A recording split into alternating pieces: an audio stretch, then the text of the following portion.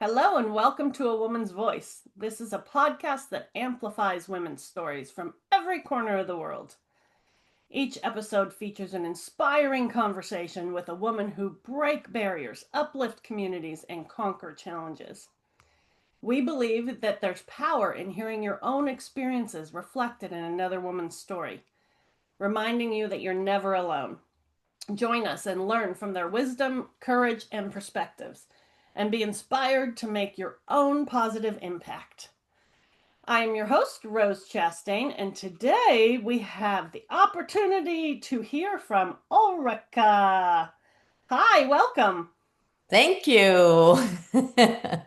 You guys should see, well, you'll see in the videos if you're lucky enough to see the videos, but this gorgeous woman is just at peace and centered and at home in her body and in this beautiful environment that she's created for herself. So she beams. If you could see the video, you would all be, ah.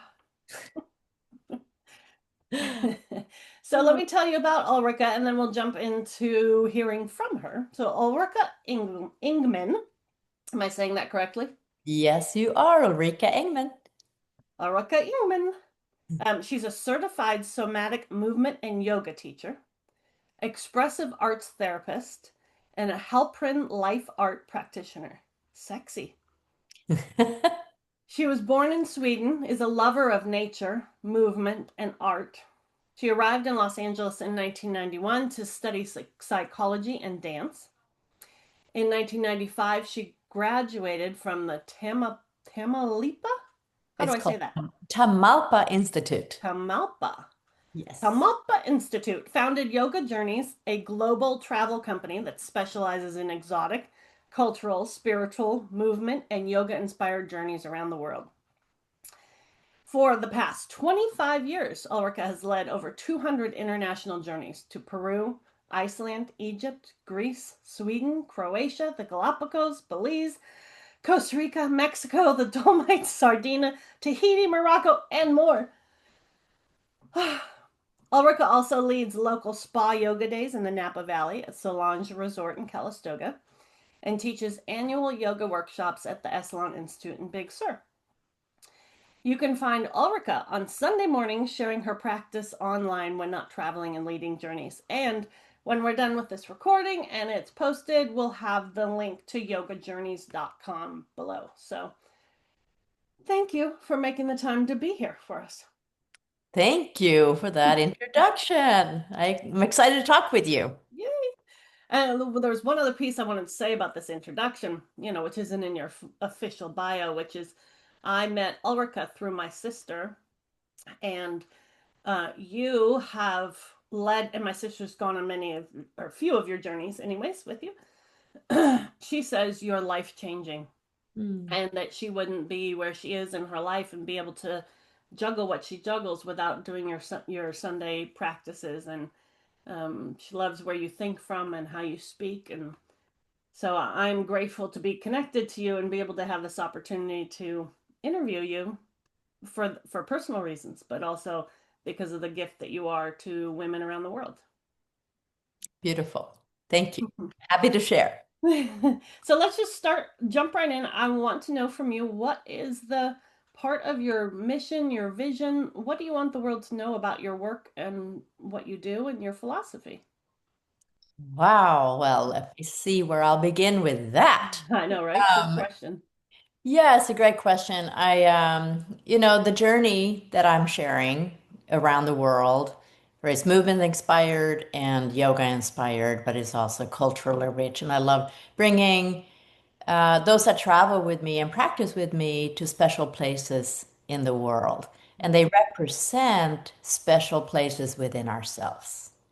So both the practice and the place become the catalyst for awakening a part of us that might be dormant, but we're drawn to yoga or movement or, you know, just you see something like a trip you want to do, but you want it to be meaningful and heartfelt. And so that's the gist of it. It really, what sparked now I might be veering off a little bit just into history, just to Please give do.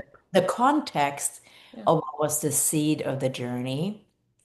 because this was not a business idea that I came up with 30 years ago. It was more a passion. And I came to Los Angeles with my brother from Sweden, and we were just going to have a holiday vacation. And my mom sent us there and paid for our trip to have, soulful time together. And I fell in love with California. Mm, And I thought, okay, I didn't know what I wanted to study, but I was just moved to be here. So after 3 weeks, came home and then I said to mom, if I can just return to California, go for 1 year to school, long story short, it led to 4. yeah. Then, so California for me, and what started my journey, I came to Los Angeles, I was going to school, and outside the dance class that I was taking, I was dancing with this amazing Filipino Native American teacher Yeah. that could just move like the wind and the water and the ocean. And I was just blown away by the beauty of this movement. He was a total movement artist, and I've never met one that didn't follow structure.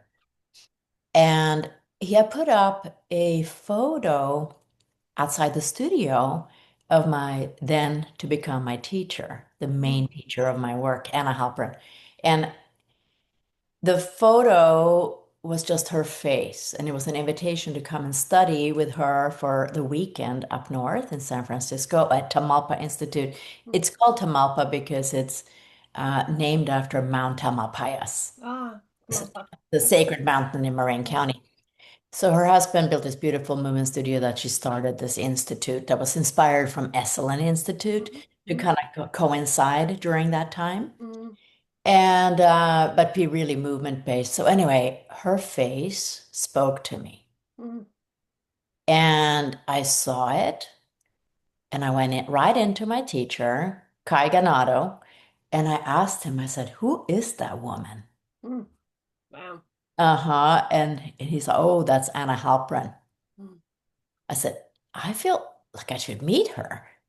Should I go and do this weekend? I mean, it's very expensive to me on a student budget at the yeah. time. I was Yeah. like, and then he's like, well, if you can swing it, go. Yeah. And I thought, okay, so my journey began not just with my brother coming to California, but Mhm, I was trusting that voice. yeah. I was recognizing a face, and then I just drove up. I had some connections, could sleep on the floor at, some people in San Francisco and put everything I had into my little savings to do that workshop. And I just was blown away by her work, which was somatic movement therapy and expressive arts and just understanding the different levels of awareness, but taking that into the channel of movement. And I was studying yoga at the time and just really more structured work and dance, but then discovering how Anna was teaching and how she stripped away all the different layers that were built up on us. She just wanted to be us to move as beautiful as nature. Mm, So anyway, I was like, okay, I have to continue this journey. So mm, that, and now I felt like that moment by me trusting that part of myself started, it was the seed. It started. So when people meet me, usually they feel a similar way because they're like, oh, you lead a journey to Peru. I've mm, always wanted to go to Peru. Oh, you teach here and there. I've always wanted to try yoga, but I haven't, been called to do so. mm, And so I think because I trusted that voice inside myself, when I come across people, they're kind of feeling the same thing. They recognize something in themselves, yeah. in me, like I recognized in Anna. And so people just started coming in. Mm, And from there, it just led me to this beautiful journey that I'm now sharing all over the world. And then, again, I didn't plan to be in every continent, but yeah. beautiful places that and practices. So places, people, and practices. It's the cornerstone of my work that I think I do believe, in the yoga tradition, we talk about Shaktipat. but that you get a energetic transference, you feel a spark. And it's not just when we fall in love and meet our life partner or fall in love when we're younger and just like, wow, meet a person that we just um, want to merge life with, but that spark can be in so many different ways. So for me, that's my whole judge of any moment that I want to choose Mm, is does it have that spark? mm, Right. And when I see it spark others in getting really excited about going someplace or trying this or finding a new way of eating or whatever it is that just make us feel more whole and excited about being alive and also feeling in tune with our purpose. You know, the journey has taken on so many different qualities and meanings that it's to me it doesn't even feel like it's my yeah. creation anymore. It has a Mm, life of its own, a momentum, and it's a wave. I'm just really honing it in, putting the boundaries on it. Only this many people can come. I try to limit it because it could just grow too big. And I just really want to harness it into quality instead of quantity. mhm. So I don't know if that even answered your question, It but it does, and I got very excited about multiple different things. I've been a business consultant for about 15, a little more than 15 years now. So as soon as you're saying that, I was like, "Oh, this is perfect. We just need to start your school, and okay, we'll split it up, and we'll have different teachers, and they'll do different journeys, and then you'll be able to spread it even more." I'm very excited, and I'm now running your business. Center oh, myself again. yeah. Okay, that was very exciting. I want to ask you a question about your inner voice and what you were talking about. I want to talk more about that. Is what do you craft, or what are your practices so that you can stay connected to that voice, so that you can continue to hear that Uh, guidance? yeah, I am very much in touch with nature. I was fortunate to grow up in Sweden and have a lot of time alone. Mm, I literally lived among the trees and out on I would take a rowboat out to an island and have an island to myself in the summer. wow. I would just get on the bike and bike by myself as a young kid just to find a tree that I could sit by in a Mm, meadow. mm, But Sweden has so much open land, and I felt very safe, and be surrounded by flowers, and sounds maybe little innocent, but that's mm, truly how I grew up. And when I came to California, I was drawn to the wildness and the rawness here of the coast, and mhm, lived up in Calistoga, mhm, but on 100 acre that we were caretaking, and just the Palisades up there are quite powerful when you get up close to them. mhm, mhm, And that was to me, I said it's called a cathedral, that rock in the Palisades, and that was my place for a long time. So I've mm, always had different trees, different mountaintops, mhm, different places in nature, the ocean, um, that I like to return to. And they really are my consultants, right? When, mm, when I feel like I'm not quite in touch, I don't like to figure things out too much. When I go into that part of my brain, it becomes a very different journey. So I rather go and sit next to these different, I call them my teachers, the different elements. And mhm, that's what I teach too. So mhm, the practice I do is just being next to places in nature that inspire me. And all of a sudden, it might not come that moment, but I fall asleep and the next day I know what to do. mhm, So it's very subliminal. It's just not, um, it feels very intuitive, but then I know that it's right. I mhm, trust that voice mhm, incredibly. And it's also connected me to my ancestors. So for me, I was very close to my grandmother. And for me, she's the rock. mhm, So, when Native Americans talk about Grandma Rock or ancestors live mhm, in the rocks, Yeah. I didn't grow up as a Native American, but I grew up in Sweden and my grandmother would take me and, go to the springs and collect water and pick flowers and everything else. So when I think of her, to get connected to her, not just in the sky or wherever she is, I feel her through the mountains. Mhm. And then I get that voice. I remember my childhood. I remember that pure Mhm. voice of, feeling that guidance. And then there are other people that show up. Like for me, Anna, when she passed away, Mhm. I was at her death dance. She was 97, I think. Wow. She performed on her deck up in Kentfield, California. And she was like dancing with a rope, saying, "This is like the universe tugging on me to pull back out into the universe again. I'm going to say goodbye to all of you." But she said, "Before I go, I'd like you to remember me by something and call out the first things that come to mind so that I can talk to you through this image."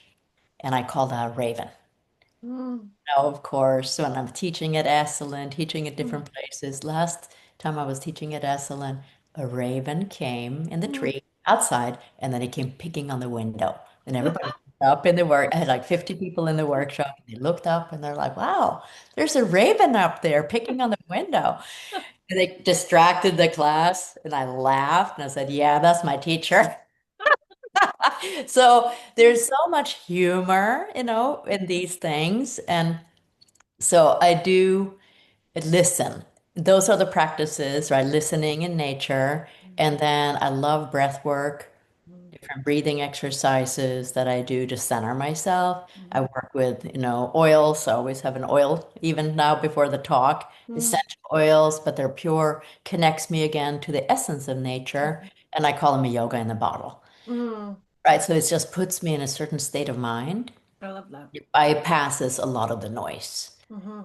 And of course, my yoga, right? There's not a day that I don't fully open up the chest and spread my wings and Mhm. get my legs on.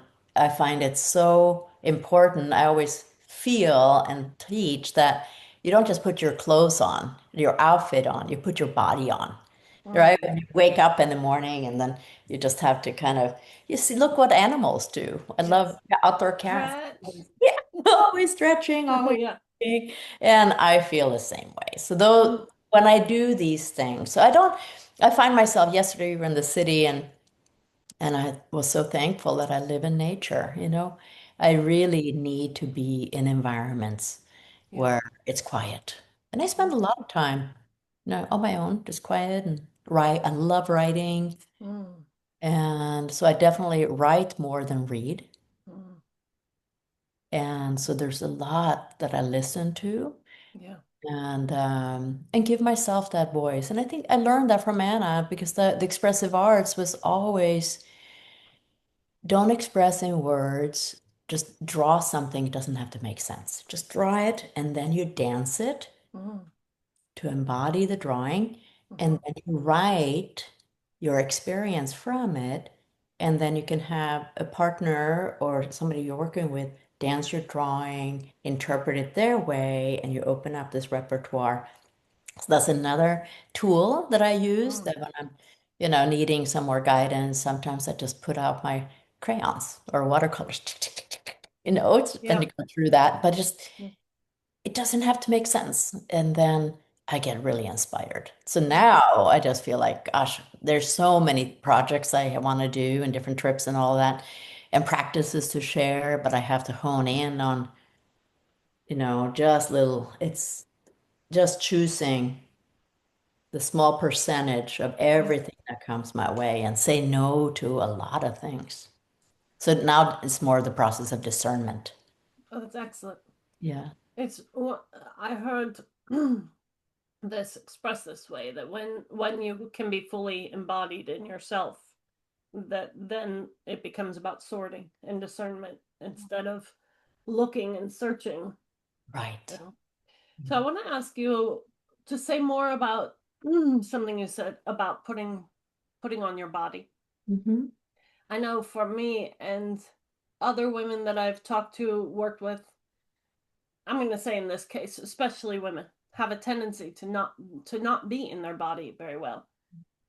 Um, very deeply. I'm not sure the adjective I need there.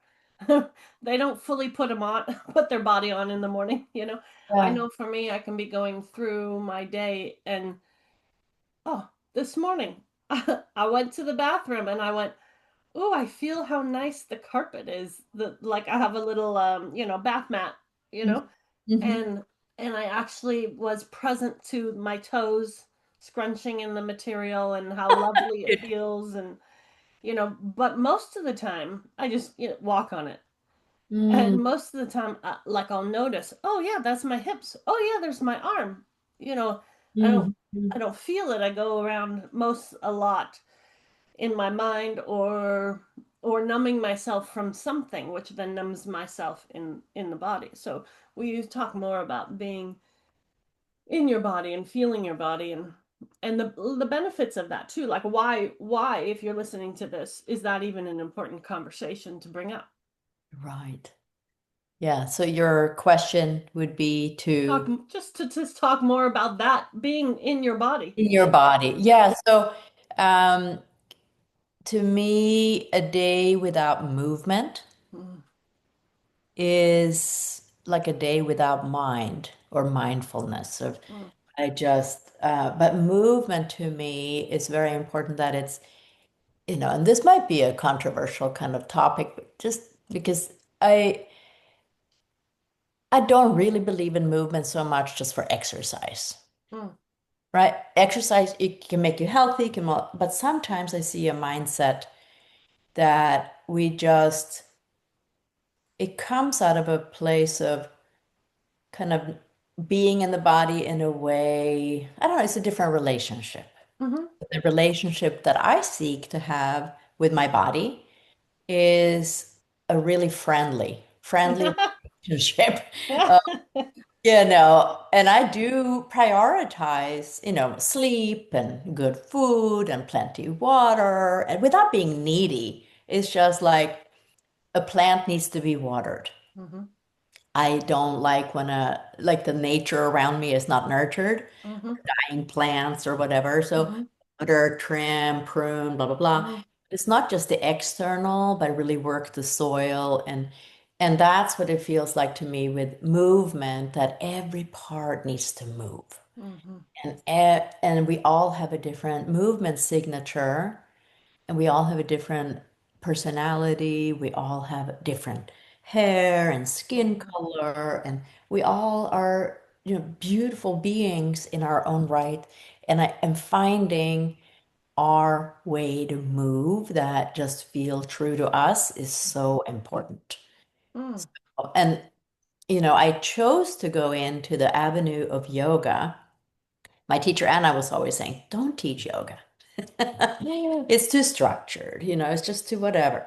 And I said, well, as a Swede, I'm like, I like a little structure. I like to have a little framework, and then we can spin off of Mm-hmm. that.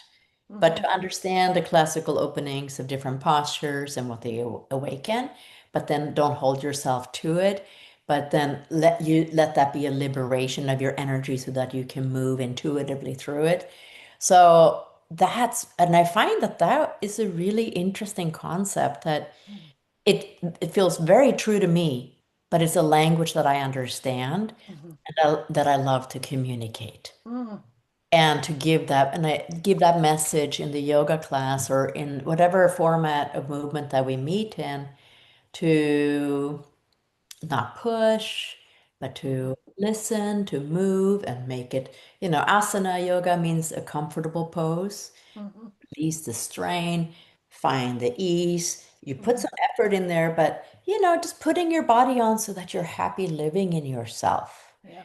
with all the different imperfections. And you know we're pretty fortunate if that critical voice kind of falls away, because you're just living in yourself and accepting yourself. We can all wish for something to be different, but I remember going around when I was a little kid. Most people in Sweden are really tall. Mm-hmm. And I'm 5'3" or 5'4". I was like, what happened? My grandmother and I were kind of small. And my friends were tall, head taller. And I would always want to be taller. Mm-hmm. But then I finally was like, yeah, but I fit really well in under the table or in a car seat flying. Yeah. Uh, Everybody can take me on a journey. So I started traveling with my friends. I'm little, I can fit in here, fit in there. So then you're like, forget that thought. So, so for me, movement, I think, is just finding ways that movement doesn't have to be an exercise or anything. It's an art. Mm-hmm. Movement Mm-hmm. is a beautiful expression that's nonverbal. And as soon as you move, things change. Yeah. Right? So that was the other teaching from Anna. She's like, don't talk about it so much. She said, move it. Yeah. Huh? So she said, what is your sentence? What is it if you say, oh God, I'm feeling tired today, or whatever it is? Well, then dance your, I am feeling tired today. And then you move that. And then, oh, now I'm feeling silly. Oh, then you dance your silly. And then you Yeah. move your, and then all of a sudden you're laughing and then you're out of that. So she's like, movement, you can change and alter your mood at any time and not be based on the mood, but just to really have a way to move with momentum in your life. So yeah, movement Brilliant. that's authentic and that makes you want to move. Yeah. Make your body feel so good. I love working with feet and legs so that you love walking, because if your body hurts, it's not fun to move. Yeah. It's Yeah. so just slowly working with different things and different modalities so that, you prioritize that. To me, it's like, we're hungry sometimes for food, Mm-hmm. but it's wonderful to wake up hungry for different movements.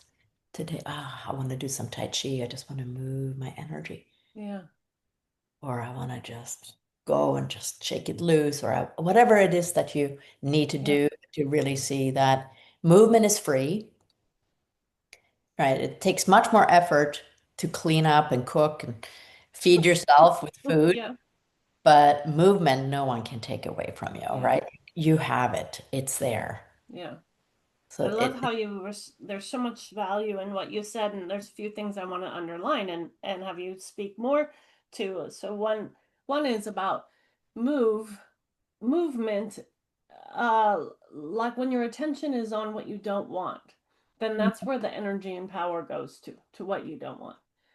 When you actually can move and move through something and feel it and experience it, then it can disappear. So uh I liked how you said it. You made it so. I keep looking up to try and find the words for this thing that is a very profound experience of, I think, consciousness and awareness that you are speaking to. Is that we think that our feelings and our experience is so real, and it's the whole story. But we have this gift called we can move and we can feel and we can experience, and then it changes and it's something else. yeah, it's And transformational. yeah. Without having to call it transformational movement or label it in any way, Mm-hmm. because I don't think that food or movement, I find them equally important, and breath and water. Mm-hmm. Uh, but they're all gifts that Yeah.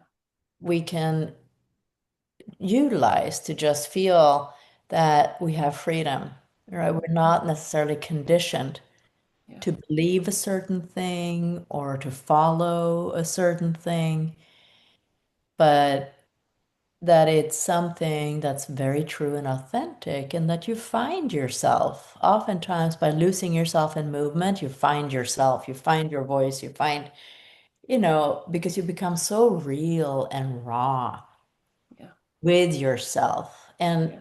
I think there's an enormous amount of fear surrounding movement that is not just structured, like a dance step or an exercise form. And now we're going to call it this, and now we're going to call it that. And Did I get it right? yeah, did I get it right? And Yeah. it's like, no, I think I'm really just interested in the movement signature. Mm-hmm.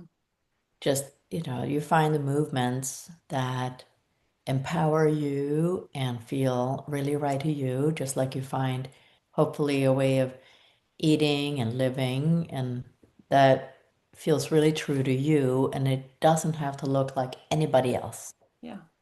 And without having to be unique. You are Yes. unique, Exactly. right? Already Exactly. being born. So, Yes. Brilliant. And the other thing that you said I thought was very powerful was that are developed, you have a relationship with your body and you mhm. want it to be a good relationship. And this is something I think is very important. And a lot of the women that I work with, this is what we work on is this. We've been taught to hate your body, taught to think about it as the enemy of something. And whether it's a plant or your body or whatever it is, if you every day wake up and are like, why do I still have freckles? I don't like this. Or why do I, whatever it is you don't like about yourself, if that's the consistent conversation, I mean, who wants to have a relationship with that? Yeah. You know? Hmm. So I don't know if you have more to say about that, but this relationship with your body, I think is, and it might be that your body loves going on this date called exercise. Like it might be. Sometimes my body really wants a hard hike. Yeah. It Yeah, wants kickboxing, you know? exactly. Yeah. And I love kickboxing too. Yeah. I love all these different things and Yeah. climbing. It's wonderful when, you just get out of breath and you go for a big hike or you're Yeah. just, pure exhausted from a swim or something. Yeah. And Yeah.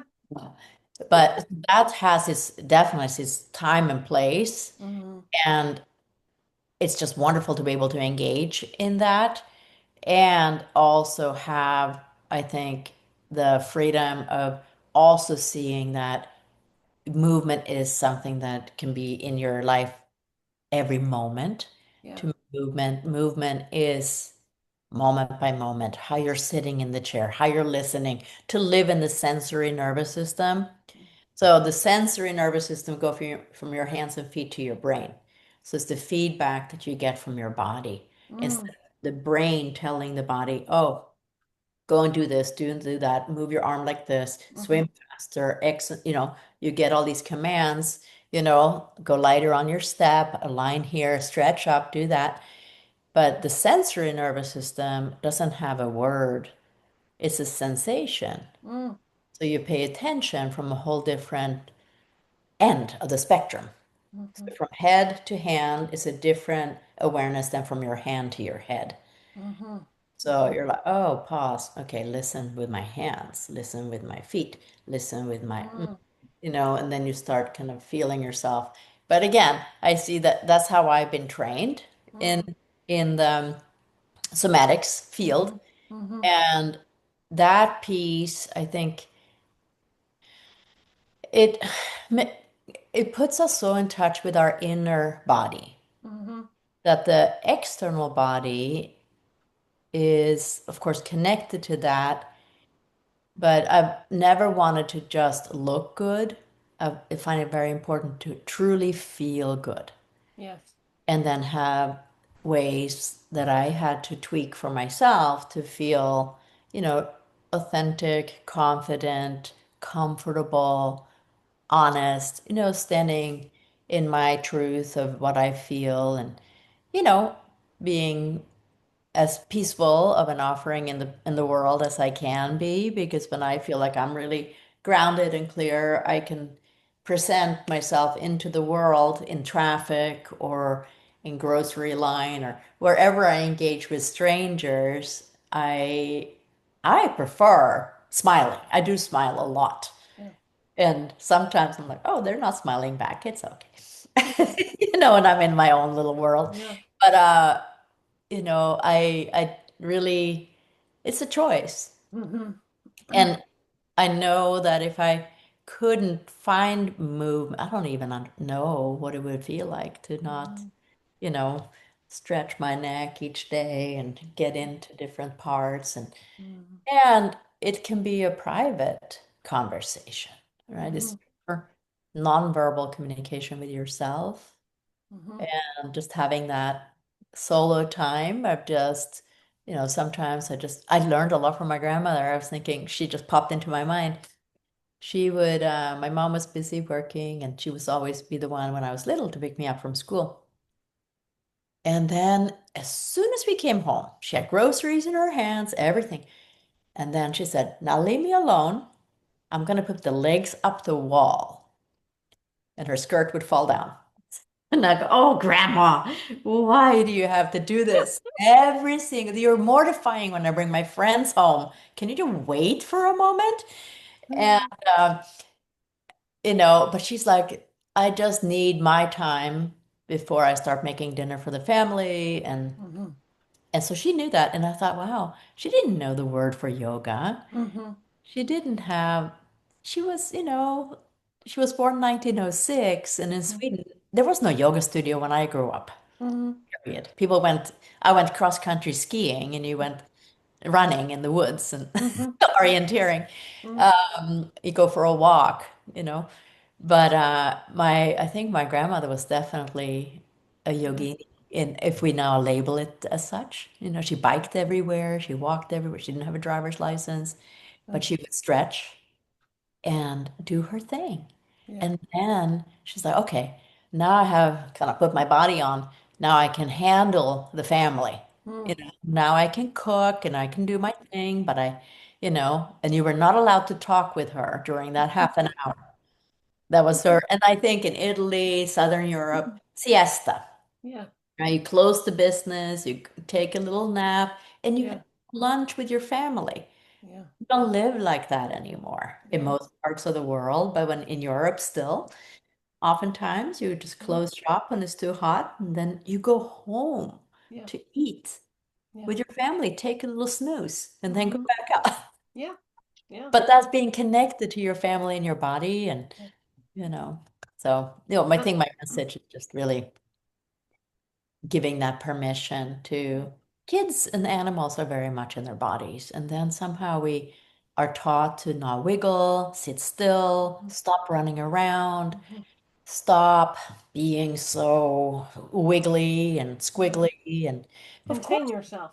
yeah, but just like behave yourself. And Mm-hmm. of course, there is a time and place to sit still.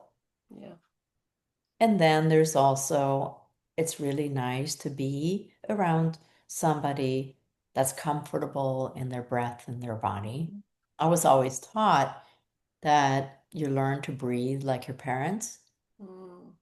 You don't just speak like your parents or take on the posture and all of that, Yeah. but your family dynamic, however you end up breathing in that, like sometimes you could feel the breath change when dad comes in and he's Yes. mad, Yes. right? Yeah. And all of a sudden nobody's breathing. Yeah. Yeah. But then it goes deeper than that, that you're understanding like, whoa, I'm noticing that I am no longer breathing. I'm no longer really feeling, I'm just trying to control everything, Mm-hmm. right? It's a way of controlling you that you're no longer breathing, you're no longer speaking, you're no longer moving, Mm. right? Then you take up zero space. So freedom then, just like, oh, I'm gonna take a few breaths. I'm gonna start Yeah. moving just a little bit and just feeling like you have that voice. Mm. Beautiful way to, I think, really connect with yourself. And I can feel oftentimes you feel when the voice is connected to the heart, when it comes from the body, or when it comes more from beliefs and thoughts, anything that we've been taught Mm. to believe, but it might not be a felt sense or an Mm. experience of what you've truly experienced yourself. Mm. So that's just reporting versus really living. Mm. So, all these things Beautiful. make a big It's difference. you have such a nurturing, delicious relationship with your body and movement, and there's listening to you, there's so much wisdom in it, and wisdom in our body, and it's like you're a translator, you're a body translator. That's the title I'm giving you. And Uh-huh. because it is true that it's like in stressful situations I breathe more shallow, Hmm. and I watch people do that at all different kinds of occasions where their body changes or how they hold themselves or what they're trying to control and Hmm. contain, And I really see the your relationship to movement is as a tool that is very deep and far reaching, Yeah. And that's very one thing powerful. I love.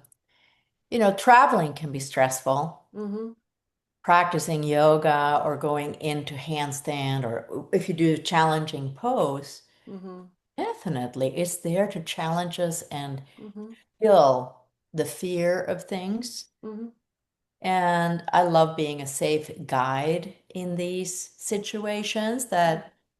when I've led journeys to Egypt and different places that are so foreign in the culture, and Cairo overwhelming, going into Morocco but most of these places, when you have the right people that are very calm and knowledgeable and Yeah. experienced, right? You're invited in to safe places in the world, and you get to Yeah. see the culture and how people live and everything. But to be so fortunate to have that trust Yeah. that because when you work with somebody in movement and yoga and everything else, that's a trusting relationship too. Yes. Mm-hmm. I have to obviously trust myself in Mm-hmm. movement, travel, guiding, and taking people places. Mm-hmm. And because I trust that, I can bring people along. Just Yeah. like my husband, he is a great swimmer and he can go out into the Pacific Ocean through these huge waves. Like we go on journeys in Mexico and nobody goes out swimming. And every time I'm like, oh my God, why are you doing this? But he's so calm. He Yeah. just dives through Yeah. and then trusts it and he comes back. I'm like, I could never do it. Yeah. Yeah. I don't trust that. I Yeah. don't have the Yeah. skill level. I don't Yeah. have the experience. My brain doesn't, I can, but I feel very comfortable with lots of people in the room, teaching a workshop at Esalen, 50 people coming Yeah. in, all new people, meeting up on different countries, foreign language. No big deal. I Yeah. have my peeps, I have my places, I know it. I've done it for 30 years. So when you have that experience, right, whenever you trust something, and if I didn't have my movement practice and my oils, different things that I do, I probably wouldn't be able to keep up the pace that I'm living Mm-hmm. because to me, it's not as challenging to go through the jet lag or different food and different cultures Yeah. and different. I can kind of swim in all those different Yeah. oceans, Yeah. handle it. And because of that, set the tone for everybody. So they always say, oh my God, I feel so comfortable. I said, that's the whole point. Now we can relax together and Yeah. enjoy the ride, right? Go out and see and It is be. so extraordinary, everything you're saying, and I really think it's life-saving. Mm, And what it is bringing up for me is I recently had this experience where my thyroid went really high and then really low, and mm, I was given a dosage of the medication. It was too much, and then it crashed. Like it was like I felt completely out of control and mm, scared in mm. this situation because it was like I was doing what my doctor said, and that system failed me, Yeah. in this. And then I was worried that this would be something that I would now have issues with for forever, and that it could lead to other stuff. And so my mind just started going super noisy, and I decided that I was going to heal my thyroid, and it was going to balance, and that I didn't know how I was going to do that or what that meant, or like I wasn't even clear on the symptoms between high and low. Like it was not like I studied. That wasn't Mhm, the direction. But what I realized was that the thyroid was this. First of all, it's located at my voice, mm, by my voice box, right? And that it's what gives me energy and power, the hormone that gives me energy and power to go and then to slow down. And it would have to do with having my voice be heard mm, and being gentle enough with my body so that I'm not under attack, that I don't feel under attack. I feel at peace. I feel calm. I'm regulated. So wrong word. We could come up with a sexier word, but regulated. And so it's been about a month now, and I did some things like I stopped. I was doing martial arts, which I love the practice of martial arts, but Mm. it's really intense and you compete, and it was stressful for me. And it got more stressful as my thyroid was doing all kinds of things, right? And so I stopped doing that. I got an Apple Watch so that I could track how I was actually sleeping, not how I thought I was sleeping, but what is the statistics on it, right? And I meditate every day now again. I put that in, and I do at least 30 minutes, but I'm only doing either yoga or walking. Like it's gentle, and I've re-fallen in love with like dusk, when you walk at dusk and the Yeah. crickets come and the birds, and that like it's cool, so my body feels comfortable. And um and so and then yesterday I got the test results, and my thyroid's all normal. Amazing. Yeah. And you stopped your And I medication. stopped the medication. I'm not on the medication, and I don't know if going forward I might need something else or some other practice, but in the meantime I felt like, and I didn't have the words for it until I was listening to you, but I felt like I took sovereignty back over Oh, my body. That I yeah. went, this is mine, my relationship, mine to care for. It's the top priority. This is mine, and Beautiful. everything you're speaking about in terms of movement, Mhm. uh, and the sacredness of it, Mm, I think is so critical, no matter where you are in your life, yeah. because I know that I only got to that point of anxiety and thyroids and all of that stuff by pushing, pushing, pushing, pushing, pushing, Mm, and in business and in personal and in every area. wow. So this is your conversation is an invitation for me, but I'm inviting it for everyone who's listening. It's an invitation to stop, to slow down, to be silent, to put your legs up the wall with your skirt down, to be with nature, to develop this profound relationship Yeah. between with using movement and breath with your body. Yeah. And I always say, I mean, that's beautiful to hear you see how that relationship changed for you, and it has significant results on your inner being, the Yes. chemistry of your glands, Yes. right? They are big communicators. They send off alerts Yes. until we make a change. And all, Yeah. you were so fortunate that your body was very responsive, and Yeah. somehow you were able to find the balance of what you needed to do, which Yes. is amazing. And Yes. I always say to, I think probably almost, I mean, most people that I meet, you're the only one hopefully living in your body. Yes. There might be other entities coming in now and then, but it's your relationship. Yes. And other people will just mirror the relationship that you have to yourself. Hmm. And if you respect your body, you respect yourself, if you're kind to yourself, guess what? 99% of the time, people end up respecting you and being kind to you and different things Yeah. because of who you are with yourself. Or if somebody's not, and you believe that that's your relationship, you recognize when that other voice comes in and you're like, Yeah. that's not cool. Thanks Yeah. very much, but don't put that on me. Yeah. That belongs to you because I don't even speak like that to myself. Or, and then you start seeing that relationship then that you protect your body and you're caring for yourself. And then you see that in these results, Yeah. right? That we can deplete ourselves just like we can deplete the earth. Yeah. And the main teachings that I follow, there's so many, but I've always believed and understood that they say, nature has a way of finding balance, Yes. but we have to stop polluting. Let's say a lake is overgrown with algae and totally out of balance. The chemistry, they keep doing lab results and they're like, oh la la, now we need to add this poison and that poison. And oh, I don't know what to do to balance this lake. And then some brilliant person is saying, well, maybe we should stop polluting it. Let's see what pollutants are coming into this lake. Remove, oh, there are all these oil spills from these engines. Let's clean it up. Let's remove, stop the polluting, see what happens. Yeah.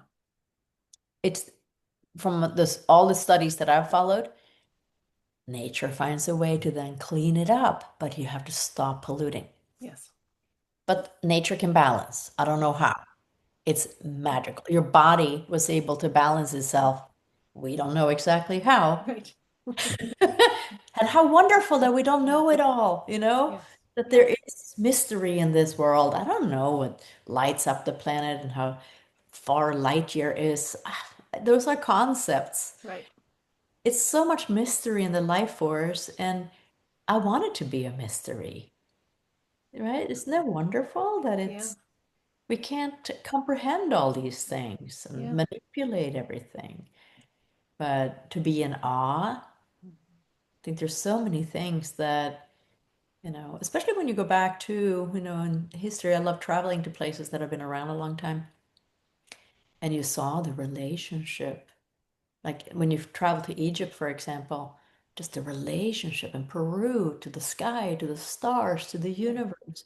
Without telescopes or without different technology, the human mind just had this awe of looking up and navigating and trusting the stars and seeing patterns and Mm. having to really listen and pay attention and using plants and oils and distilling and Yeah. it was a very different time, but it was not to idealize different eras, but there's been, I think, a real beautiful relationship to nature and the universe and our bodies at different times on the Yeah. planet Yeah.